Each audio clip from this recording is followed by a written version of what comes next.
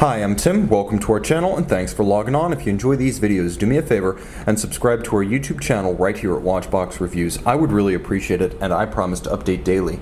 If you love this watch, you can see it and you can purchase it on our website, thewatchbox.com.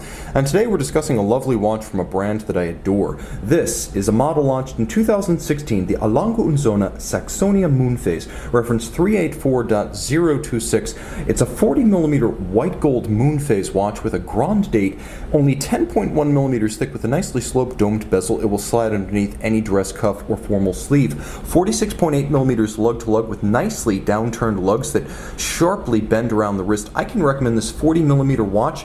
46.8 millimeters across the wrist for a wrist as small as 13.5 centimeters circumference, and the spacing between the lugs is a highly standard 20 millimeters, so you'll have a world of options if you want to accessorize in that fairly universal size. Now the strap is a substantial piece. As fitted from the factory, large rectangular scale alligator leather with a matte finish. It's slightly bolstered down its center to add some volume. There's a folded edge monotone stitch, and then you can see on the underside calfskin, plus it's a new Lange factory strap, so none of the through fittings are actually gouged. None of the apertures have been enlarged by the pin. The buckle is one of the smartest in the business. Though just a pin buckle, first you can see it's thoughtfully designed with its polished outer facets and its deep Lange branding. You'll also note that there's a little revetment inside the buckle for the pin, even though I don't quite have the fingernails to draw it out. Oh, there it is. And then you can see that there's a wonderful bridge whereby the stanchions are placed underneath the buckle hood, so that the strap actually sits inside the buckle rather than stacking up underneath it.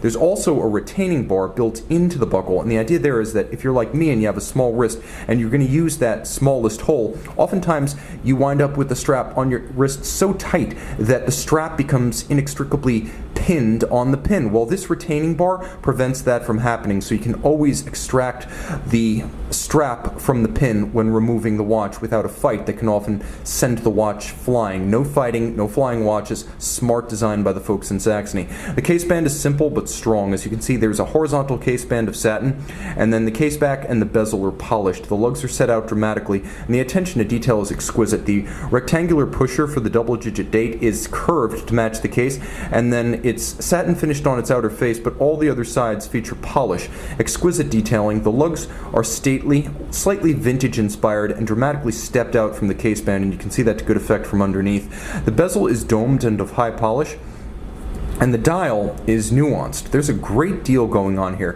First, the dial itself is galvanized silver, but it is quite literally made of sterling silver, precious metal. So the dial blank is created from sterling, and then it's galvanized to create this silver matte finish.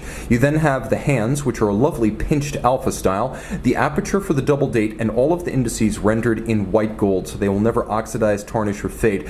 On a Lange watch, the moonphase disc is made of solid gold, in this case white gold, and then the image of the blue cosmos is deposited atop. There is a slightly sunken sub-register with a counterweighted needle seconds hand, and you can see it features a stop seconds function. The watch also features a pusher system, so you can correct the double-digit date, and if you listen carefully, it's as sharp and crisp and rewarding to use as the pushers of a fine column wheel chronograph, like, for example, the Lange datograph. Turn the watch over, the fun continues. This is the Lange Sohne manufactured caliber L086.5. I'll give us a bit more light if I can. And now let's take a look at the works. You can see that the rotor is made of gold.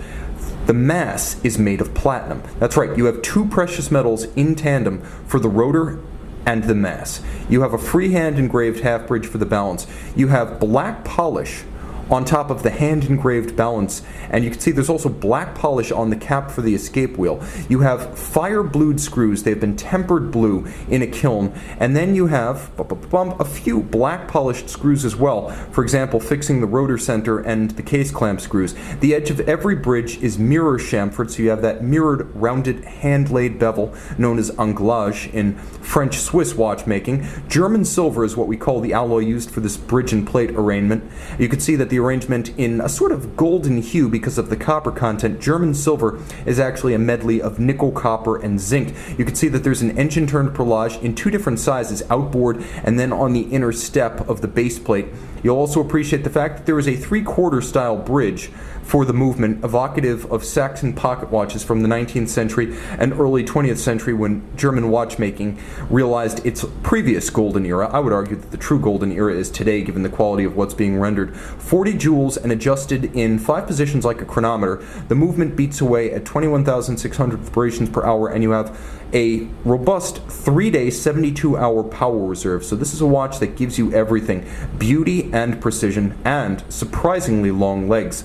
A deceptively simple dial, a watch that is all about nuance. See it and own this delightful contradiction on the Watchbox.